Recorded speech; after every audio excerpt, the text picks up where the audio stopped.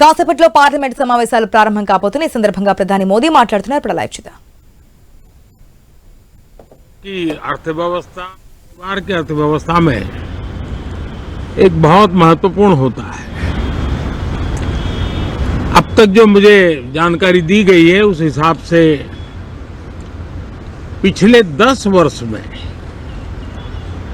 जो पानी का भंडार हुआ है इस बार वो करीब करीब 3 गुना हुआ है, जिसका आने वाले दिनों में भी देश के अर्थतंत्र को बहुत लाभ होगा। साथियों, ये मॉनसून सत्र राष्ट्र के लिए ये बहुत ही गौरवपूर्ण सत्र है। ये मॉनसून सत्र राष्ट्र के लिए एक अपने आप में विजयोत्सव का रूप है।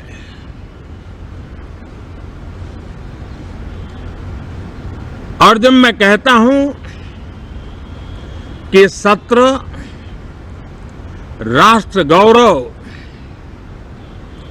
और विजयोत्सव का सत्र है, तो सबसे पहले तो मैं पहली बार इंटरनेशनल स्पेस स्टेशन पर भारत का तिरंगा झंडा वहां लहराना, यह हर देशवासी के लिए गौरव की पल है। देश में साइंस टेक्नोलॉजी के प्रति, इनोवेशन के प्रति नया उमंग और उत्साह भरने वाली ये सफल यात्रा रही है।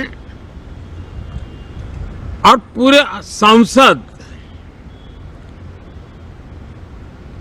लोकसभा राज्यसभा दोनों सदन देशवासी जिस गौरव का अनुभव कर रहे हैं उसमें एक स्वर से जुड़ेंगे, एक स्वर से इसका यशगान होगा, जो भारत को अंतरिक्ष में नई ऊंचाइयां पर पहुंचाने वाले जो भावी कार्यक्रम है उनके लिए भी प्रेरक बनेगा, प्रोत्साहक बनेगा। साथियों, ये मॉनसून सत्र एक विजयोत्सव है।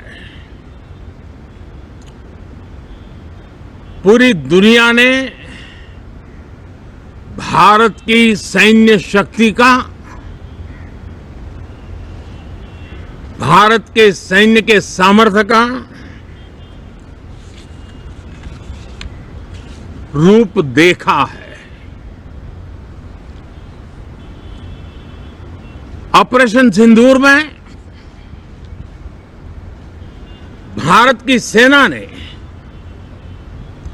जो लक्ष्य निर्धारित किया था 100% अचीव किया। आतंकियों के आकाओं के घर में जाकर के 22 मिनट के भीतर भीतर ऑपरेशन सिंदूर के तहत उसको जमींदोज कर दिया गया। और मैंने बिहार की एक कार्यक्रम में इसकी घोषणा की थी, जो हमारी सैन्य शक्ति ने बहुत ही कम समय में सिद्ध करके दिखा दिया। और इसमें मेड इन इंडिया सैन्य शक्ति का ये नया स्वरूप,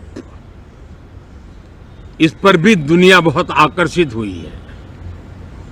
इन दिनों विश्व के जिन जिन लोगों से मिलना होता है तो भारत के इस मेड इन इंडिया जो औजार तैयार हो रहे हैं उसके प्रति दुनिया का आकर्षण बढ़ रहा है। मुझे विश्वास है कि जब सदन इस विजयोत्सव को एक स्वर में विजय के भाव से इस सत्र के दरमियान उन ओजस्वी तेजस्वी भावनाओं को प्रकट करेगा तो भारत की सैन्य शक्ति को बल मिलेगा, प्रोत्साहन मिलेगा, देशवासियों को प्रेरणा मिलेगी और सैन्य क्षेत्र में जो रिसर्च, इनोवेशन और मैन्युफैक्चरिंग हो रहे हैं, made in India defence equipment बन रहे हैं, उसको भी एक बल मिलेगा और जो भारत के नौजवानों के लिए नए रोजगार के अवसर पैदा करेगा। साथियों, ये दशक हम एक प्रकार से देख सकते हैं कि शांति और प्रगति कंधे से कंधा मिलाकर के आगे बढ़ने के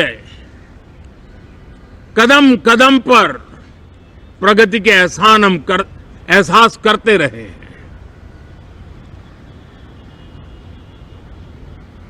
देश कई प्रकार की हिंसक वारदातों का शिकार रहा है, लंबे अरसे तक शिकार रहा है। देश आजाद हुआ तब से ये समस्या को हम झेल रहे हैं, चाहे आतंकवाद हो, नक्सलवाद हो। कोई प्रारंभ में शुरू हुआ होगा, कोई बाद में शुरू हुआ होगा, लेकिन आज नक्सलवाद का, माओवाद का दायरा बहुत तेजी से सिकुड़ रहा है। माओवाद को, नक्सलवाद को जड़ से उखाड़ने के संकल्प के साथ देश के सुरक्षा बल एक नए आत्मविश्वास से, तेज गति से सफलता की ओर कदम रख रहे हैं।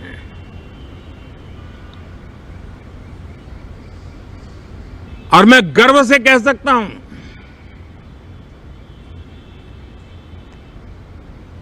देश में सैकड़ों जिले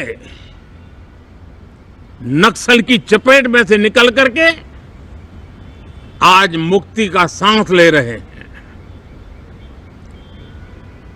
हमें गर्व है कि बम, बंदूक और पिस्तौल के सामने हमारा देश का संविधान जीत रहा है, हमारे देश का संविधान विजयी हो रहा है। देश के उज्जवल भविष्य के लिए साफ दिख रहा है कि कल तक जो रेड कॉरिडोर थे वो आज ग्रीन ग्रोथ जोन में परिवर्तित होते नजर आ रहे हैं। साथियों, एक के बाद ऐसी घटनाएं देशभक्ति के लिए, देश की भलाई के लिए संसद में पहुंचे हुए हर माननीय सांसद के लिए गौरव का पल है। और संसद के इस सत्र में ये गौरव गान पूरा देश सुनेगा, हर सांसद से सुनेगा, हर दल से सुनेगा। साथियों, आर्थिक क्षेत्र में भी जब 2014 में आप सबने हमें जिम्मेवारी दी, देश फ्रेजाइल 5 की अवस्था से गुजर रहा था। 2014 के पहले वैश्विक अर्थव्यवस्था में हम 10वें नंबर पर थे और आज भारत तेज गति से दुनिया की तीसरे नंबर की अर्थव्यवस्था बनने की दिशा में आगे बढ़ रहा है, दरवाजे पर दस्तक दे रहा है। इन दिनों 25 करोड़ गरीबों का गरीबी से बाहर निकलना, जिसको विश्व की अनेक संस्थाएं सराहना कर रही